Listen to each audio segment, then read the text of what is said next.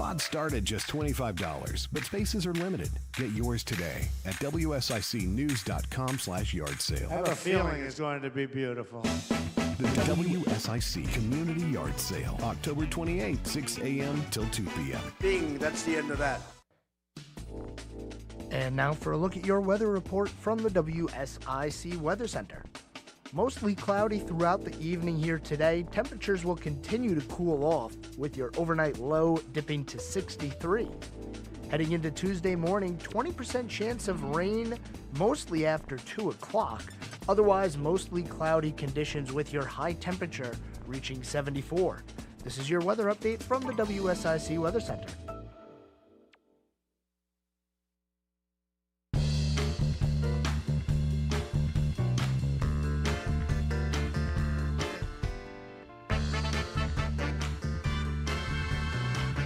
Hello, WSIC listeners. If you're tuning in this evening to listen to On the Record with Brian Summers, he is just getting back from Arizona, so I'm filling in. My name is Martin Gottholm, and it's a little segment I'd like to call Legal Talk. I'm a lawyer here in town, been in Statesville practicing law since '95.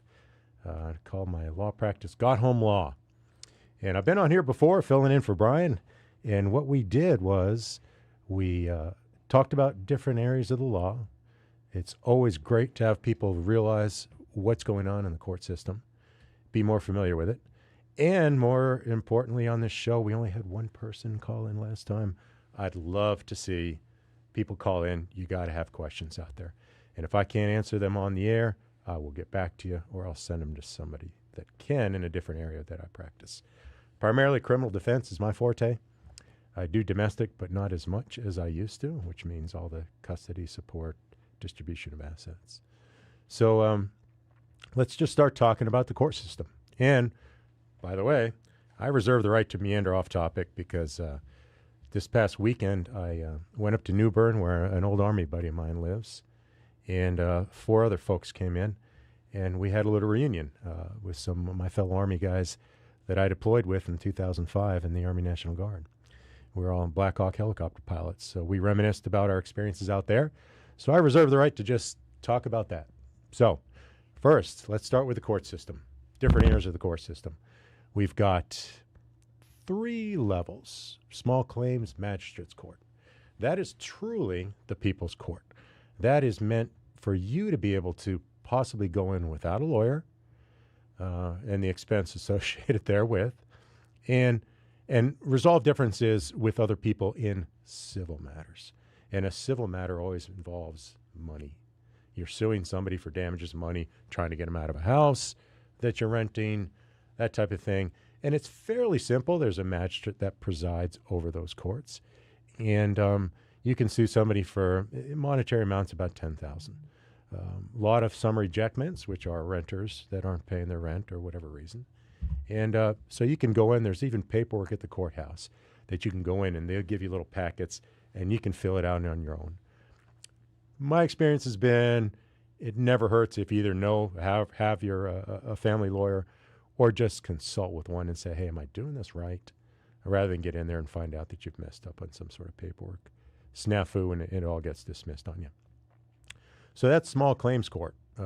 Every now and then someone will hire me to go in there, but not often, not that many lawyers involved. Next we have, as far as the trial levels, we have district court and we have superior court. And you have judges that are specifically for each court. So you have district court judges that are all here in this area, and they're elected, and they serve 4-year terms. I was one back from 98 to 2002.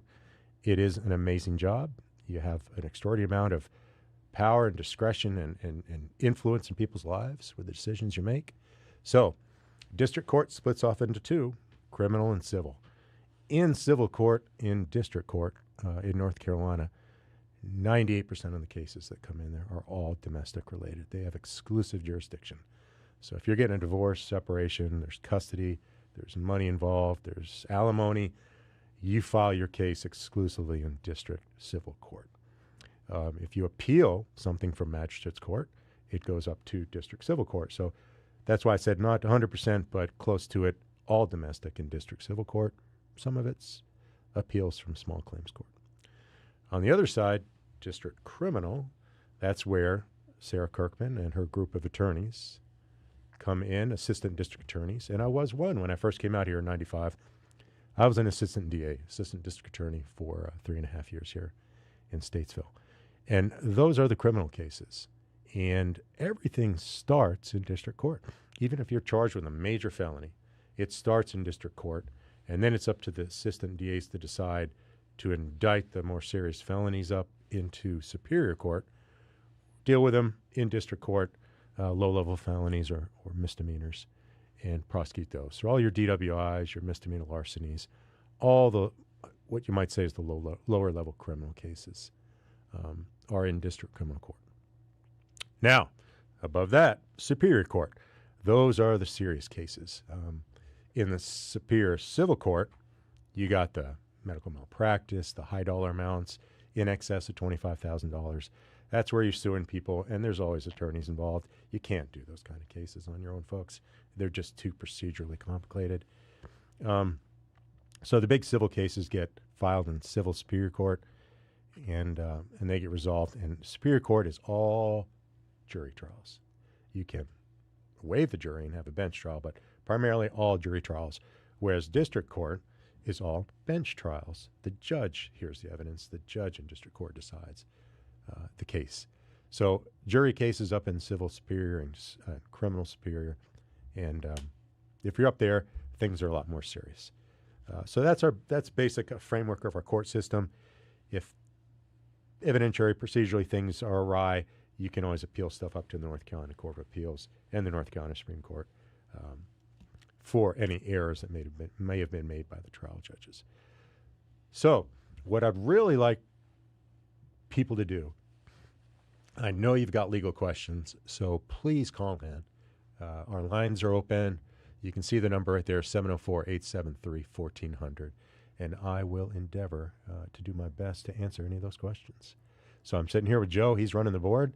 He may have a legal question. Joe, any legal questions? Yeah, just something that popped into my head while I'm sitting here. How often do you get called for jury duty? Have you ever been called for? Can you serve on a jury as a lawyer? Yes. How does that work? Yes, you can. So when I was a prosecutor here, I got called for jury duty in a criminal case.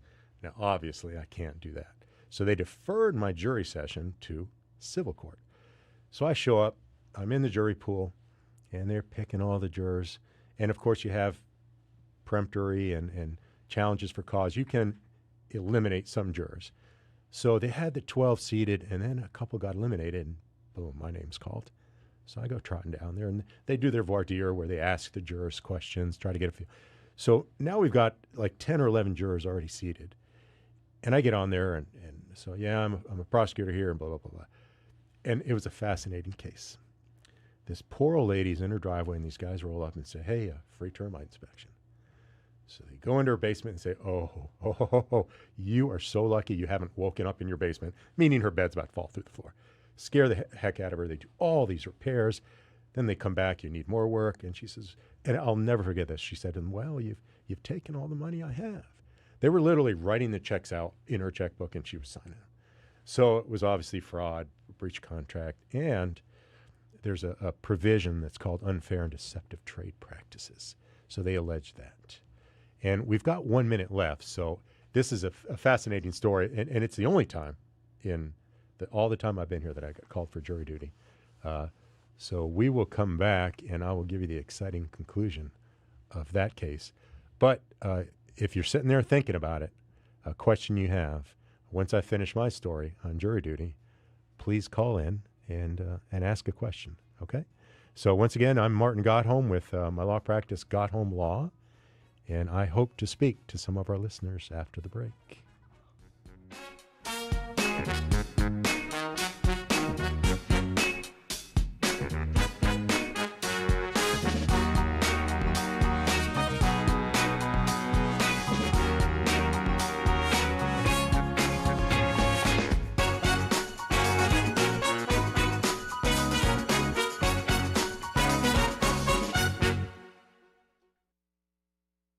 More On the Record with Brian Summers is coming up on the new 105.9 100.7 WSIC. Here's your WSIC community calendar. This Friday, the Steel Wheels are performing at Kane Center for the Arts in Cornelius. Come listen to the storytelling abilities of the Steel Wheels through Americana and folk music. Doors open at 7 and the show starts at 8. The Steel Wheels, this Friday, canearts.org. That's CAIN arts.org. Start your engines, racing fans. The Bank of America Roval 400 is back to Charlotte. Sunday, October 8th, starting at 2 p.m. The Bank of America Roval 400 at the Charlotte Motor Speedway. Get your tickets before it's too late. Visit charlottemotorspeedway.com. No time to get to the apple picking at Kerrigan Farms? Apple picking ends September 30th. But you have your chance to go pumpkin picking. Starting September 30th, you can experience the pumpkin patch at Kerrigan Farms. Book your experience now at kerriganfarms.com. The All-American Dog Show is this Sunday in Cornelius, 2 until 5 p.m. Bring your furry friends with you. Come find out who has the fluffiest coat and see the cutest puppy in all of Cornelius. And be sure to come by the WSIC tent at the All-American Dog Show happening at Robbins Park in Cornelius this Sunday. For more info, visit cornelius.org. Have an event you would like to tell people about? Yard sales, estate sales, and everything in between?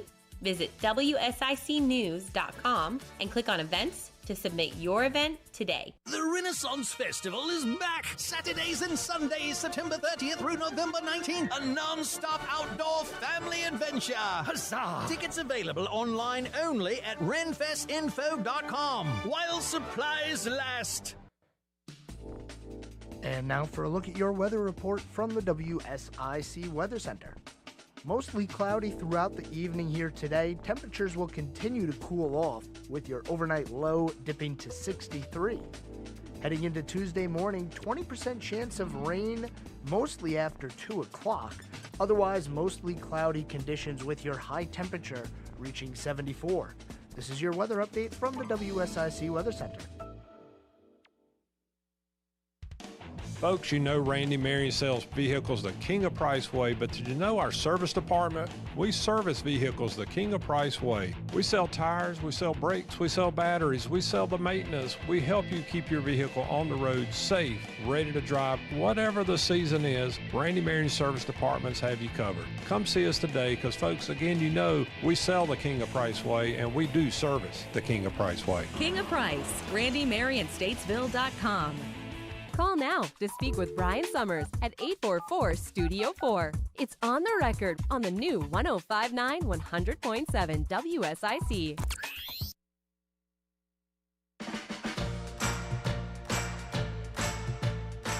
All right, folks, Martin Godholm here with a little segment we like to call Legal Talk. My law practice here in town is called Godholm Law, and on the first segment, me and Joe were talking about if anyone had any questions, and Joe had one. He said, you ever been called for jury duty? So voter registrations and driver's license, that's where they call all the names from, and only one time. And I was a prosecutor, so this was 96, 97. And it was a civil case, and this poor little lady was being just taken advantage of by these guys, replacing all this wood in her basement, saying she had these horrible termites. So it was kind of funny because the lawyer's defending them. It's really hard when you got 10 or 11 jurors sitting, and I sit down and I'm like, oh, I'm a lawyer, I'm a prosecutor. It's really hard to use one of your peremptory challenges and say, no, we don't want him on the jury, right? So they kept me on the jury, but it really was to their detriment because it was a horrible case. We go back and everyone starts talking. The first thing you got is elect a four-man to the jury. And so they look at me and they want to elect me based on, I'm like, well, okay. I said, but I just kind of sat back and I wanted them to talk about it. And when you get done a case and it's a jury case, the judge, and remember, this is Superior Court now, he's got to give you what they call pattern jury instructions. He's got to tell you if you find by the, this kind of stuff. And it's confusing. It's confusing to lawyers. So the jurors will sit there and you can see the look on their face. The judge is going through all these jury instructions before you send them out to deliberate. So I let them talk, and they're kind of all over the place, sitting back in the jury room. So I start, okay, well, let's think about this. So immediately we take a vote. Yes, we're finding in favor of the plaintiff. The little poor old lady got taken care of. But then the interesting part was, unfair and deceptive trade practices. In the pattern jury instruction, it just said to us, if you find this, say yes. But I knew that if we did, it tripled the damage award and provided for attorney's fees. But I thought to myself, the pattern jury instructions don't tell the jurors that, so it's probably not my place to say, hey, if we find this. But everyone agreed except one guy. And I don't know about, and everyone ganged up on him. I just sat there and watched. So it took him a few minutes and he capitulated. So we came out, found for this poor little old lady, and she got treble damages and attorney's fees. But I will tell you in civil cases, and I tell my clients this, sometimes if you have a great case, it's easy to get a judgment. Now, this is a civil money judgment against somebody. But the hard part can be collecting on it. I mean, if they don't have the assets, you can chase them and do all sorts of stuff. But so I always counsel my clients or potential clients when they come in, and even if they have a good case, you got to consider this. So hopefully that little old lady, the business didn't go bankrupt, and hopefully she got her money back. So my only time on jury duty, one time. And I'll tell you, it's kind of funny because I was listening to Rock 92, Chris and Chris. I like those guys. And they were talking about jury duty. And this was about 4 months ago. And they were talking about all the ways to evade it, which really kind of got me going. And they were talking about their successful ways. So I called up the radio station, and they put me right on the air. And I said, listen, when I was a judge, a district court, civil, you hold jury sessions only there actually are twice a year. Some people can ask for a jury trial in civil district on an appeal from magistrate's court or some other case, some other issues. So you hold them about twice a year. Well, none of the jurors show up. And they realize that if they don't show up in some cases, there's no ramifications. And I probably shouldn't say that because people listen now and think, oh, I'm not going to show up. If you don't show up, the judge has the option, which I did. I made every person come in and explain why I shouldn't fine them and then possibly hold them in contempt for disobeying their jury summons or contempt for me now telling them to come to explain why they didn't show up. So, it's your civic duty. I mean, and once again, I tell my clients, and I said this on the air there, I said, you don't want to necessarily have a jury of your peers that were 12 people that weren't smart enough to figure out a way to get out of jury duty. Because if you're charged with a criminal case or a civil where it's really important to you, you want people that are sitting there and are taking an interest and are listening to everything and rendering a verdict one way or the other. So you can get your day in court and feel like it was fair. So how about yourself, Joe? Any jury summonses? No, not yet. I mean, we'll see. Yeah, it's kind of fun. fun. It'd be fun. It is. I'm sure it was fun for you to be knowing how the legal stuff works and now getting the opportunity to see what happens behind the scenes. Yeah. But you don't get to sit in on that as a judge, right? Oh, no. Juries go, they so. deliberate, and then they little knock on the door and they hand the bill of something. But you got to realize, and that made me realize even more as a criminal defense attorney and an attorney in other civil cases, you've really got to explain things carefully. And I even do that in consultations. I said, listen, I've gone through a lot of stuff today. And it's second nature to me. I've been doing it for 30 years now. But I realized you may leave this office and say, I don't remember half of what God Home just said. So I said, call me back, talk to me, email. I'll go over it. And it's the same thing with the jurors. You got to realize when you're, as an attorney, you're trying to, when you get your opening statement or closing argument, you got to kind of educate them and say, this is kind of what at least my opinion is what you should be looking at. So one or the other. So nobody wants to call in, huh? Not yet. Yeah, we need some callers. So let me go off topic and talk about my service in the Army National Guard, Black Hawk pilot since '99, and I retired in 2017. Couple deployments, went to Iraq in 2005, and I closed out in 2011. At least we thought we were.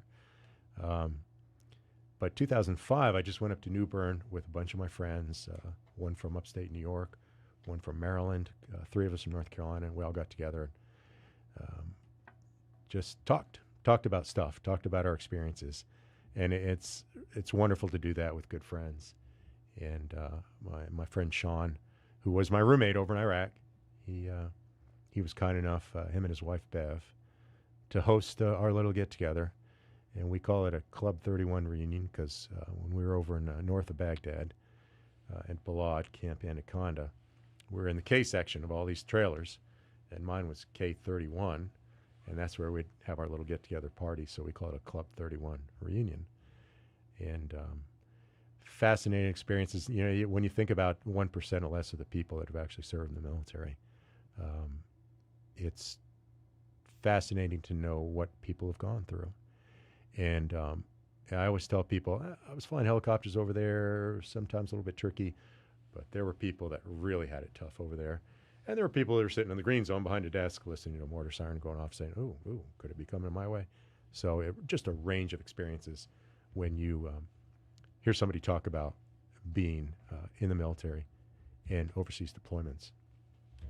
And nothing's worse to any veteran, especially a combat veteran, than somebody who embellishes or outright fibs about their experiences. I'm originally from upstate New York, little town, not unlike this. I mean, up in the Adirondacks. And I was home for a wedding, and my niece we were in a bar, and we were all drinking. And she said, oh, that's so-and-so. I don't remember the guy's name. He's obviously really impaired. He's kind of stumbling around. He came back from the service. He went overseas, and he's just never been the same. So he comes up, and my niece, he's like, hey, Amber. And then she goes, oh, this is my Uncle Martin. He's just got back from Iraq a year or so, maybe even less, I forget. I said, oh. I said, so where were you?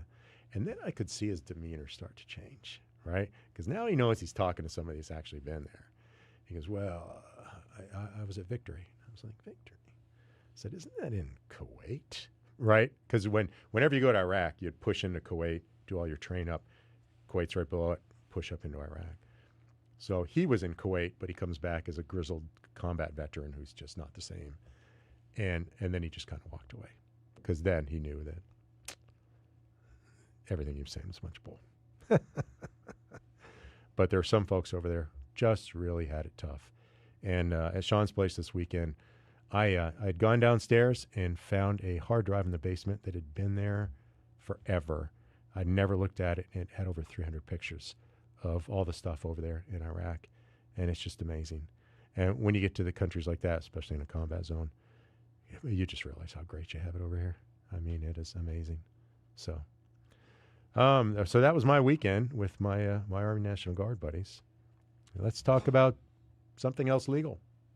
Anyone got any questions? We last time I talked about domestic. That's a pretty popular one. I mean, I don't know if it's a coin toss, but marriages, the proposition if a failed marriage is out there, and it can be tough if things don't work. Do we have a caller still? We do. We got about a minute and a half. You want to talk to him, and then we can go to break and bring him back on? Yeah, let's do that. All right, caller, welcome to what segment called Legal Talk. Tell me who you are and if you have a question. With Hope, I'm in Kannapolis, and I still haven't done my own research, and I need to, but I want to know, since headlights have been deregulated, who's regulating them now? Because they certainly are regulated by somebody. They're super bright, they bug the eyes, and they seem to be using them for something more than just seeing because they're on in the daytime, too. I get the daytime running headlights, but some of these lights are just way too bright. I mean, it shouldn't light up my front yard when they drive down the street. So what do you know about the headlight laws these days? You know, I don't really. I actually kind of deal with. I hate to say more serious because this is important to you, but I know if you don't dim them, law enforcement can certainly write you up for that. But you're right in the fact that the old headlights with kind of a browner light, if you will, now they've been replaced by all these new LED lights. They're super bright. So let's talk about it a little bit on the other side of the segment, if you don't mind staying with us, and maybe we can point you in the right direction to get a real clear answer on that. Up here.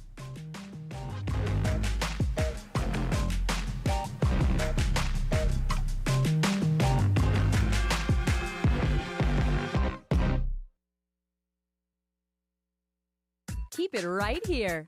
On the Record with Brian Summers will return after this short break on the new 105.9 100.7 WSIC.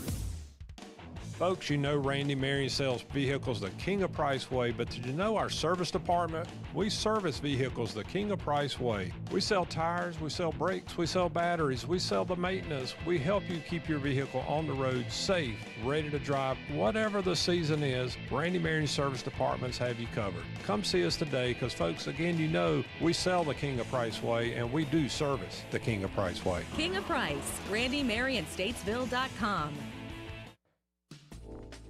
And now for a look at your weather report from the WSIC Weather Center. Mostly cloudy throughout the evening here today. Temperatures will continue to cool off with your overnight low dipping to 63. Heading into Tuesday morning, 20% chance of rain, mostly after 2 o'clock. Otherwise, mostly cloudy conditions with your high temperature reaching 74. This is your weather update from the WSIC Weather Center. Do you need a car? Been shopping only to be turned down because of bad credit, low credit, no credit, bankruptcy, or divorce? Guess what? Today's your lucky day because now you can buy a car, truck, or SUV, just about any vehicle. It's true. Bad credit doesn't matter. No credit doesn't matter. Bankruptcy or divorce, it just doesn't matter. As a matter of fact, your job is your ticket to your new vehicle.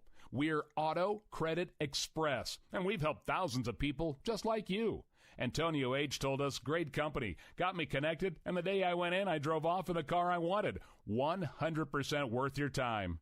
Need a car? Get started now and drive off as early as today. Just go to 4ignoremyscore.com right now. That's www.4ignoremyscore.com. Auto financing the easy way. 4ignoremyscore.com. Get started today. Auto financing the easy way. Okay, I'm talking funny because I'm in the witness protection program. I have too much credit card debt and I don't want people to find me. Okay, I'm just kidding. We're going to talk about credit card debt. Right, those plastic things that we all have in our wallet. Are you in your 50s or 60s and you're still carrying around a mound of credit card debt? Wouldn't it be nice to start banking that money and save a little money for retirement down the road? We help people restructure their credit card debt all the time. We show people how they can get out of credit card debt in months, not years. Listen, you'll be carrying around credit card debt for the rest of your life unless you deal with it right now. We offer a free consultation so you can learn how you can finally wipe out your credit card debt and start saving money. Give us a free call right now. Call Debt Solutions Network now. 866-451-3328. 866-451-3328. That's 866-451-3328. You've been working hard, doing the right thing and paying your taxes and putting your hard-earned money in the Medicare piggy bank all your life. And now it's time to break the piggy bank and get something back. Medicare. If you didn't know it, Medicare is health insurance for people over 65. And you paid for it with your tax dollars. Medicare plans now have more benefits than ever. That's good news, especially if you're like me and looking forward to paying as little as possible for good health insurance. Call and find out what Medicare plan is best for you. Save your time. It's valuable. We've already done the research for you. And in one quick phone call, you can learn how to get the best Medicare plan designed exactly for you. Hey, it's one of the most important decisions in your life. Let us help you through it. Here's our number. Call 65 Plus Medicare now at 800-430-6748. 800-430-6748. 800-430-6748. That's 800-430-6748. If you need home medical equipment, call Lowry Drug in Statesville. We have everything you need in stock, including portable oxygen concentrators, CPAPs, masks, lift chairs, wheelchairs, scooters, hospital beds, supplies, and anything else you need. Get it when you need it. Check out LowryDrug.com or call 704-873-2247. Lowry Drug, your hometown source since 1959, across from Iredell Memorial Hospital. We are worth the drive. Come see us. Mike here with the All-American Dog Show. Cornelius will hold this annual event at Robbins Park on Sunday, October 1st from 2 to 5 p.m. Think your dog has what it takes to compete? Dog owners are invited to register online or on the day of the event. Visit cornelius.org/PR for more info. Hi folks, Pat Shannon inviting you to join me for the Home Ad Show. We help you sell things, buy things, celebrate birthdays, anniversaries, and have a lot of fun in the process. Weekday mornings from 9 to 11, here on News Talk WSIC. Now, more On the Record with Brian Summers on the new 105.9 100.7 WSIC. All right, folks, we're back.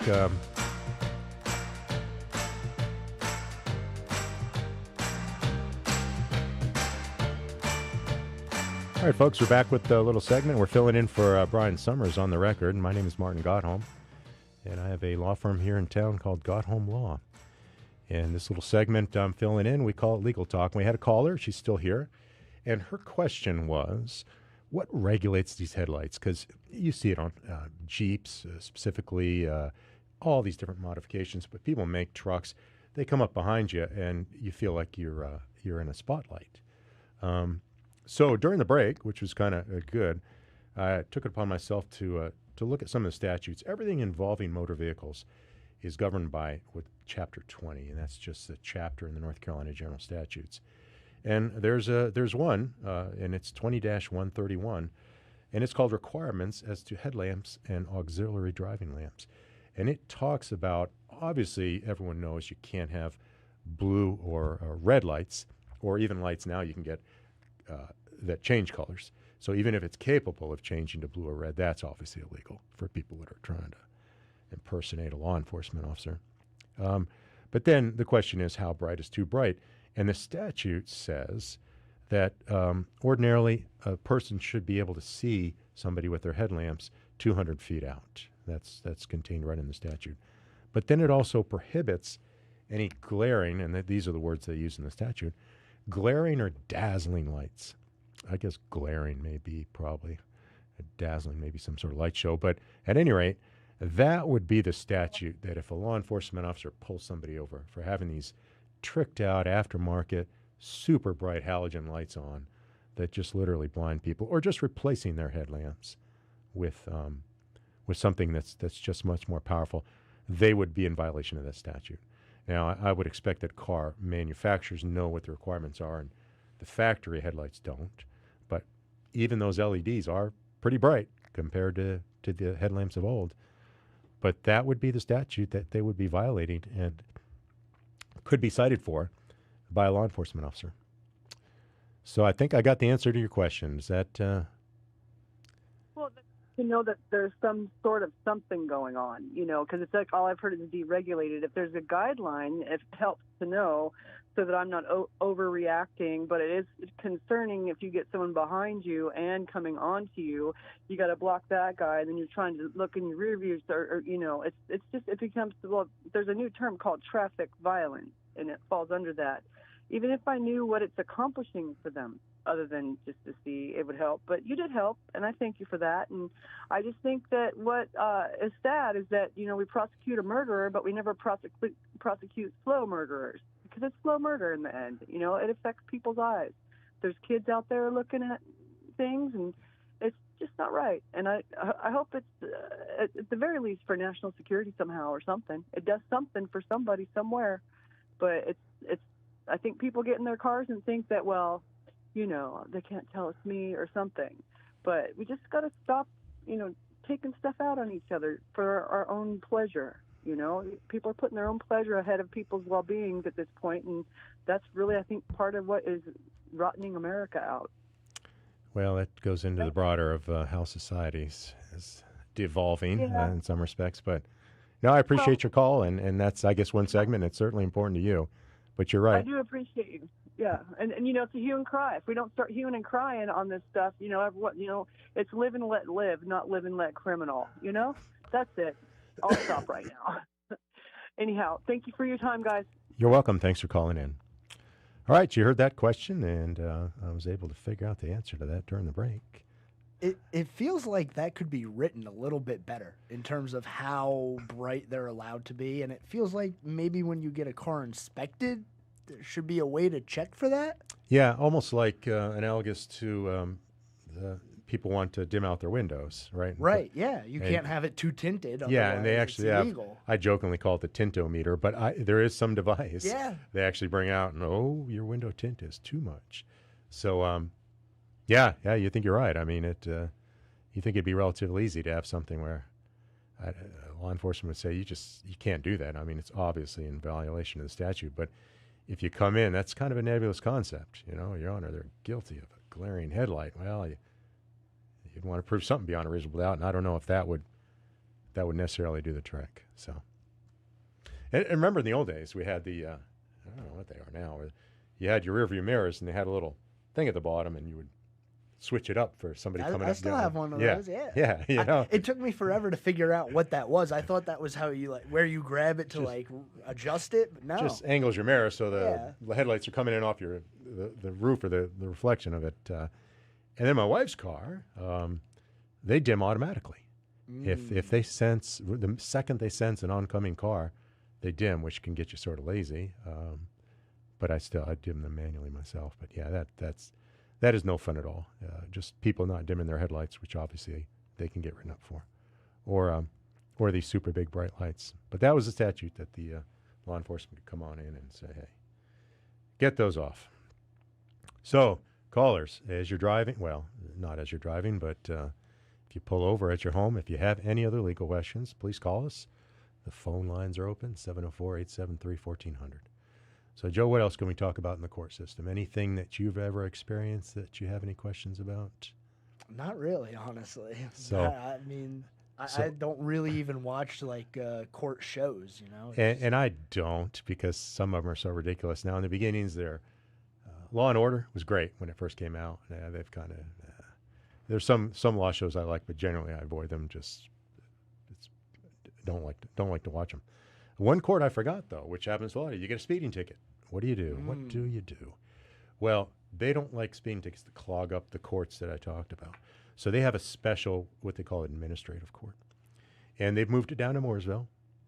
So if you get a ticket, a speeding ticket, not anything more serious, DWIs or anything like that, but if you get a speeding ticket or your registration was expired, you can go down to that court, and much like magistrate's court, it's something you can do on your own.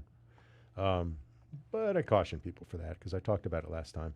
You go from 8:30 to 1 o'clock, and it's first come, first serve. You just go in. There's tons of people down there, so you're waiting in lines. And you'll go up to the DA, and they may reduce the charge a little bit. They may do something to give you a favor. But if you don't know your prior driving history and how that may impact your driver's license, or most importantly, your motor vehicle insurance, it can be tricky to do it on your own. And they offer, well, you were going 14 over, we'll drop it to 9. You're like, oh, okay. But then you had another moving violation within 3 years, and then your insurance goes up, and you're like, ooh. Isn't it 15 or more is like a more serious speeding penalty? Yes. Yeah. So in excess, why in would excess they drop of 15. it from 14 to 9? Would they do that? Is that significant in any way? Or is that just an example? Yep. Because when you get it, well, it's actually 10 or below, but they do 9. If you get it below that, then generally it won't affect your insurance. If it's your first ticket. If you've had another moving violation in the past 3 years and you get that 9 over and you're like, oh, they reduced it, I'm so happy. And then all of a sudden your insurance rates go up. It's because you had 2 consecutive tickets. But first ticket, 9 over, boom, doesn't affect your insurance. Second ticket, you may want to go to court or hire an attorney, and there's other remedies, non-moving violations, or in district court, prayer for judgment continued. The more serious ones, above 15, then you're going to lose your license. If you get convicted above 15 miles an hour, then you're going to lose your license. And the tricky part is North Carolina doesn't let you pay those off like you can on other tickets. You have to show up in court. And other jurisdictions, like you could get a ticket, I don't know if Virginia is the case, but some you can pay it off, which is a mistake because even though it's okay in their jurisdiction to pay, let's say, 17 over off, North Carolina gets wind of it because they all talk, the computers. And all of a sudden you get a letter from North Carolina DMV saying, hey, guess what? At minimum 30 days, you can get up to a year for the higher speeds. Wow. The 90 mile an hour, 100 mile an hour club, folks. I didn't even know that. Can be a little tricky. So folks, we're going to go to break here. Once again, if you have any legal questions, rather than paying for a legal consultation, you have the opportunity to call WSIC, Martin Godholm of Godholm Law, and we hope to hear from you on the other side of the break.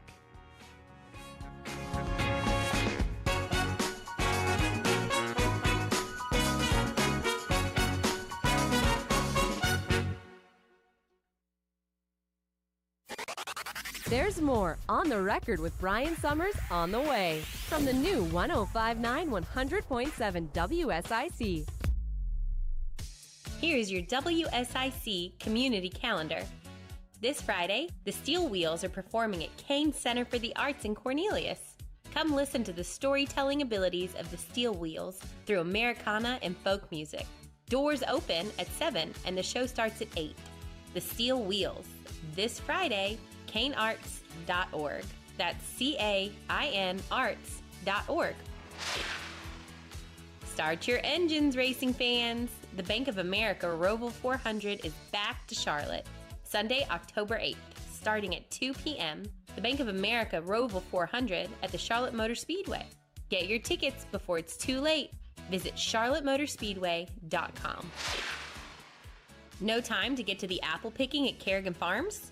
Apple picking ends September 30th. But you have your chance to go pumpkin picking. Starting September 30th, you can experience the pumpkin patch at Kerrigan Farms. Book your experience now at kerriganfarms.com. The All-American Dog Show is this Sunday in Cornelius, 2 until 5 p.m. Bring your furry friends with you.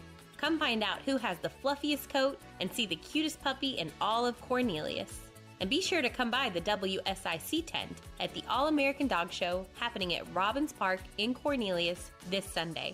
For more info, visit cornelius.org. Have an event you would like to tell people about? Yard sales, estate sales, and everything in between? Visit WSICnews.com and click on events to submit your event today. The Renaissance Festival is back. Saturdays and Sundays, September 30th through November 19th. A non-stop outdoor family adventure. Huzzah! Tickets available online only at renfestinfo.com while supplies last. And now for a look at your weather report from the WSIC Weather Center. Mostly cloudy throughout the evening here today. Temperatures will continue to cool off with your overnight low dipping to 63. Heading into Tuesday morning, 20% chance of rain mostly after 2 o'clock. Otherwise, mostly cloudy conditions with your high temperature reaching 74. This is your weather update from the WSIC Weather Center. Turn your outdoor haven into a work of art. If you can dream it, Drum Landscape Supply can make it happen. Visit drumlandscapesupply.com. Imagine a getaway in your own backyard. Get started now at Drum Landscape Supply, your local one-stop landscape shop. Thought-provoking conversations and informed perspectives. It's meant for everyday people to understand, and you don't have to stress about technical terms and stuff. They just say it like a real person. WSIC News Talk Now. On the Record continues. Here's your host, Brian Summers, on the new 105.9 100.7 WSIC.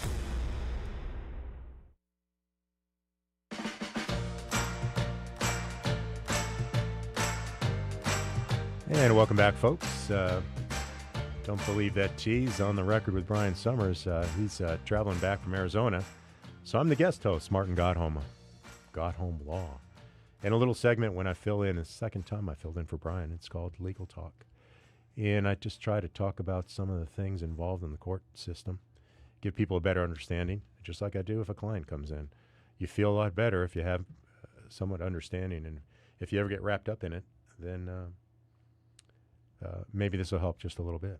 So Joe and I were talking over the break. What should we talk about next? We got our final segment, and I talked about it last time I was on, but you can never talk about it too much, and that's domestic litigation. If your marriage, unfortunately, just doesn't work, it takes two to tango. If one spouse or both don't want to be in the game any longer, you got a lot of decisions to make when you separate. The easy one as far as North Carolina law is getting divorced. People call you, I want a divorce. Well, that happens 12 months after you separate. And North Carolina says you got to live separate and apart with no intent to resume the marital relationship. So you got to be living separate and apart for a year. And then on that 366th day, I can file a divorce complaint, get you divorced. Right? So that's on down the road. The big thing, the big, what I call the big ticket items when the issues that come before you, if you have kids, oh my God, the most important issue there is, especially depending on their ages, but really at any age, but the young formative years, you got to decide if we're going to live separate and apart, how are we going to handle child custody, child support? In the old days, and you know, you hear these ads for some of these law firms, we represent dads because they always get the rotten end of the stick. You know, you always assume that the dad's out there working all the time, and so mom's going to get primary custody, and dad will see him every other weekend. Well, that's not the case any longer, and all these behavioral folks realize that, especially for the younger kids, they need equal time with their parents. So the best thing you can do is say, you know what, there's a lot of raw emotions when you first separate, but you got to get through that as quickly as possible, not expose the kids to it. Even if it's some sort of mediator or counseling, let's do what is in the best interest of the child or children. And that's what the courts do. When I was a judge, I would tell people the hardest decisions I made, Joe, were decisions involving child custody among really good folks, right? When you get into juvenile court, which is a separate court I didn't talk about, there you get the social services, abuse and neglect. Those are kind of easy decisions. Bad parents, really bad parents. And if they can't, at least for whatever services are offered to them, get up to the minimal acceptable level of parenting, then they can lose their kids. But that's not what I'm talking about. I'm talking about regular civil court, good folks. They can't agree. And then they come in and they want to say, well, they're not so good and I'm good and these are the reasons why. And then a judge, after 1 or 2 days testimony, makes a decision regarding child custody that is going to be in effect until the kids reach the age of 18, right? And can it be changed at all, ever? So courts don't like you to come running right back in and say, 6 months later, I want to change, I want to modify it. The short answer is yes. But the bar, once you know, you get in there for temporary custody, but once a judge decides permanent custody, or you agree to it and you do a consent agreement and it becomes a court order, then any changes can be either by mutual agreement. I mean, you could say, listen, we're going to file something else and have the judge sign off on it based on maybe one person moved a little further, things need to change geographic considerations. But if you just want to make a motion to modify that permanent child custody, it has to be on a substantial change of circumstances directly affecting the welfare of the child, so much so that a modification would be in the child's best interest. So there's a lot of hurdles there. Otherwise, people would want to litigate it all the time. And I've seen it, not cases I've had, but I've seen it get litigated, and the real victims are the children, right? So most important thing, child custody. Child support's, that's just a guideline. Statutes, they throw your gross incomes in there and spits out a child support obligation if one person happens to be the primary breadwinner. But child custody is so important. And then if you have one spouse that really was kind of the stay-at-home, mom or dad, then the issue of alimony can kick in, whether or not you need to support that spouse for at some point, in some duration and some amount. And that's, a judge decides that.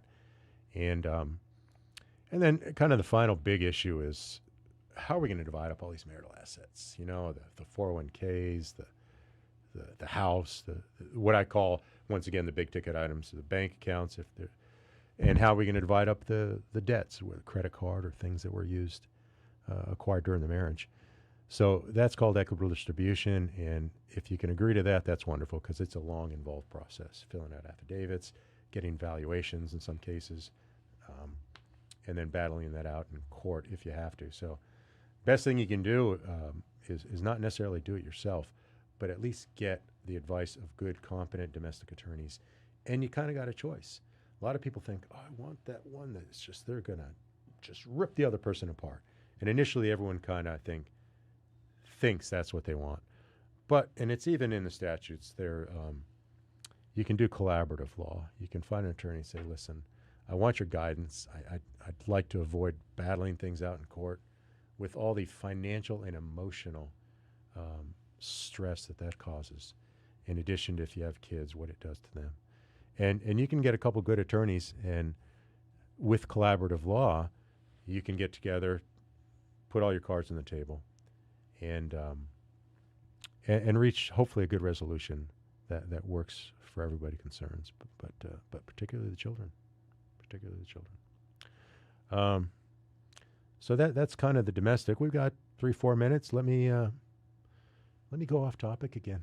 Let me talk about my military service. I was over in Iraq in 2005, 2011. We went over there, and that's when we closed it out until it just went awry. But and then in 2014, I had a friend that I was flying in the guard with, and he is a former Marine. So he used to fly the old Marine helicopters, CH-46, tandem rotor.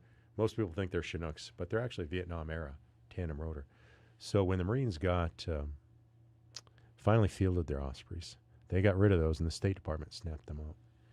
So they were flying them over in Afghanistan. So the head guy down in Florida called me up, because Vic had given him my name and said, Mr. Gatto, are you still interested in flying for the State Department over in Afghanistan? I said, yes, I am.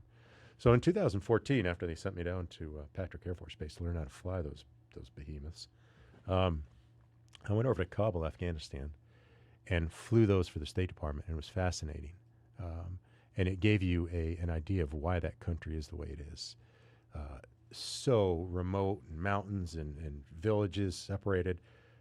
For a central government to be able to control that country, almost impossible. But one of the stories, which was fascinating, we flew over to Jalalabad once, and this is where, if you remember, that's where they launched out to do the raid on Osama bin Laden into Pakistan. But we flew over to Jalalabad once, and we land, and they probably shouldn't have done this, but they put us in hot refuel, which is just like a NASCAR pit stop. We're sitting there, blades are turning, they hook up the gas, and they're diverting all the other planes. And I'm thinking, I wonder why they're doing that, because you could hear the radio chatter. And then I see a Reaper, and that's, people are familiar with the Predators. Those are those drones. The Predators carry Hellfires. The Reapers don't. They're all surveillance. And I see it out there, and they've lost the engine to it, so it's turned into a glider. And I'm sitting there, and he's coming in, and he's making a right base to come land on the runway, which we were right next to in hot refuel. And I was like, ooh. And he comes in and he's high. So instead of carrying it out a little further and maybe doing some S-turns, he does a 360. And now when the Reaper comes in with no engine, it's too low. And there's these big barriers about 30 feet from the end of the runway, and I think, oh, he's going to hit those. I'm just going to watch this Reaper smash to bits. And I've got my hand on the collective, and I've told the other pilot, crew chiefs, hey, we're going to lift this thing up to a 50-foot hover if this thing just starts cartwheeling and there's all sorts of debris coming toward us. So as he approaches the HESCO barrier, he pops it up to get over him, trades some airspeed for altitude. Now he doesn't have enough airspeed to reach the end of the runway, so he hits in the gravel, piece comes off it in the back, and he starts bouncing down. And I'm watching it, and I'm thinking, is it going to just start coming apart? But it didn't. Just rolled down the runway, and that was it for that guy. I don't know if he got a broken wing award for bringing in his Reaper, because they're all remote controlled, no pilots. And then, of course, the whole debacle when we withdrew from Afghanistan, I saw one clip where the Taliban were in the hangar where we had those aircraft jumping around on them, and I can't tell you how that made me feel. But maybe we'll save the some of the decisions that Joe Biden has made for another time. So, folks, it has been, we're coming down on a minute here, it has been a real pleasure filling in for Brian Summers. And hopefully some folks learned some stuff. And if you're too shy to call then, if you're listening in the future and I happen to be back on, if Brian has another the trip he's on, he can't get back, I told him I'd fill in any time. And it's just a little segment we call Legal Talk. And once again, my name's Martin Gottholm. Got a law practice right here in downtown Statesville where I live. And I've lived here since '95. So thank you once again for listening. Thank you for our caller. And have a great evening, everyone.